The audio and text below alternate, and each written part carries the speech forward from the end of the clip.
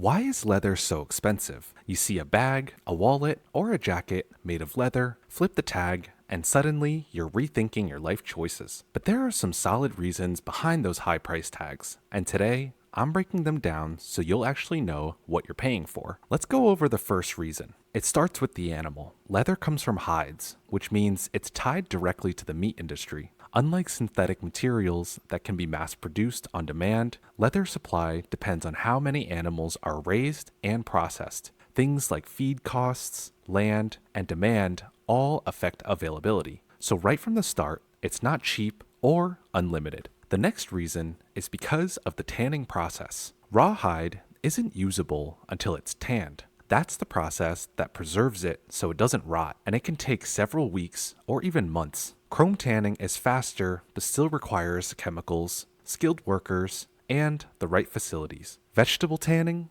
well, that can take over a year and is extremely labor intensive, the higher the cost. The next reason is because of skilled labor. Leather goods don't just roll off an assembly line. Well, some of them do, but cutting, skiving, stitching, all of that takes precision and skill. Even with machines, most of the work relies on human craftsmanship, and good craftsmanship costs money, which adds to the final price. The next reason is durability and longevity. Here's the thing, leather lasts. A single well-made wallet might outlive 5 or 6 cheap ones. Jackets, belts, and boots can last for decades if cared for properly. So while the upfront price feels high, the value stretches out over years. In that sense, leather can actually be more affordable long-term than fast fashion. And lastly, fashion and status. Of course, we can't ignore the status factor. Leather has always been tied to luxury. High-end brands charge a premium because people associate leather with quality and prestige.